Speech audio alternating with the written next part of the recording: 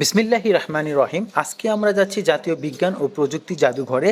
তো এখানে গিয়ে আমরা জারিফকে নতুন কিছু দেখানোর চেষ্টা করব, যাতে ও বিজ্ঞানের সাথে কিছুটা হলেও পরিচিত হতে পারে। তো প্রথমেই আমরা টিকিট কেটে নিয়ে এখানে ভিতরে প্রবেশ করি। তো প্রবেশ মুখে ছিল একটি ডাইনোসর। কি বাবা, ওটার নাম কি বলো তো? ডাইনোসর।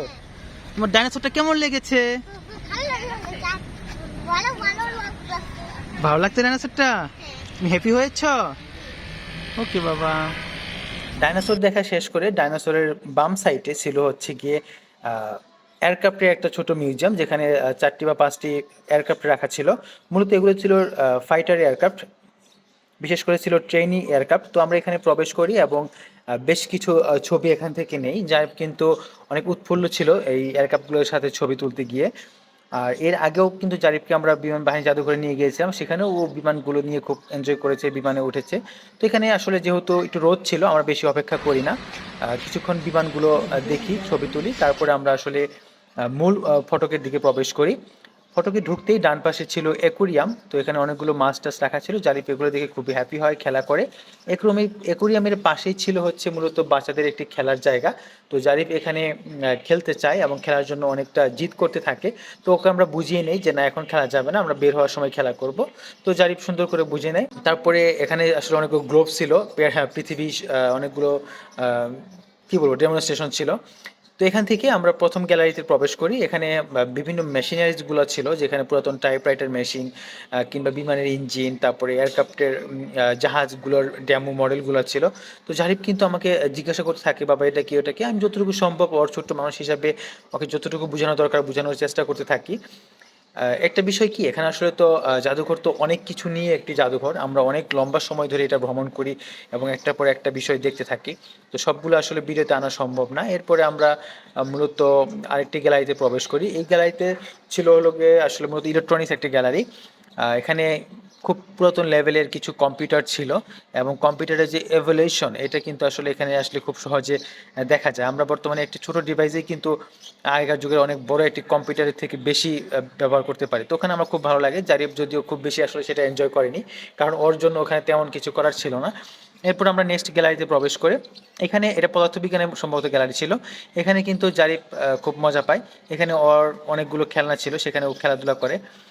এখানে একটি স্কেলেটন রাখা ছিল। তো স্কেলেটন অনেক ফানি ছিল আমার কাছে, সেটা সাইকেল চালাচ্ছিল। জারিফ তো স্কেলেটন দেখে খুবই হ্যাপি হয়, যদিও খুব কাছে যেতে ভয় পাচ্ছিল, কিন্তু দূর থেকে কিন্তু ওটা খুব বারবার এনজয় করতে থাকে, আমাকে জিজ্ঞাসা করতে থাকবে এটা কি এটা কি। পরবর্তী আমরা ভিআর কর্নারে যাই এবং ভিআর উপভোগ করি। জারিফ ফার্স্ট টাইমের মতো ভিআর উপভোগ করে। তো প্রথমে একটু অকওয়ার্ড ফিল করলে, পরে কিন্তু খুব এনজয় করে।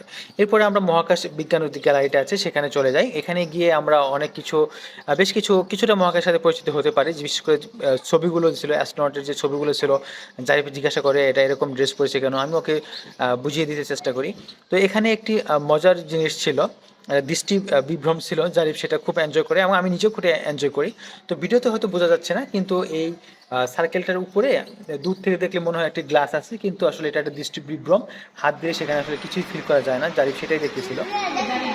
এরপরে আমরা চলে যাই মুভি দেখতে। আসলে এটা একটা 4D মুভি ছিল, অনেক লাইভ একটা মুভি ছিল। তো এটা খুব আসলে একটু কিছুটা বাচ্চাদের জন্য অনেকে ভয়ঙ্কর, যাদের হার্ট দুর্বল তাদের এটা না দেখাই উত্তম। তো জারিফ প্রথমবারের মতো এই 4D মুভি উপভোগ করে। তো আসলে মোবাইলে তো হয়তো বোঝা যাচ্ছে না, কিন্তু বাস্তবে এটা অনেক ভয়ঙ্কর। এটা আসলে সবারই এক্সপিরিয়েন্স নেওয়া উচিত, এক্সপিরিয়েন্সটা অনেক মজার ছিল। তো জারিফ ভয় পেয়ে গেলে ওর চোখ থেকে আমি সানগ্লাসটা খুলে দিই, তারপর ওকে কুলে নিয়ে নিই, ওইটা উপভোগ করতে থাকে খুব বেশি করে।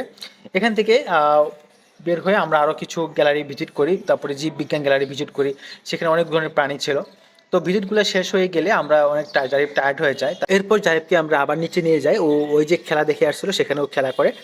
জীববিজ্ঞান গ্যালারি সহ আরও কয়েকটা গ্যালারি ভিজিট করার পর আমরা কিন্তু ফাইনালি এখান থেকে চলে আসি।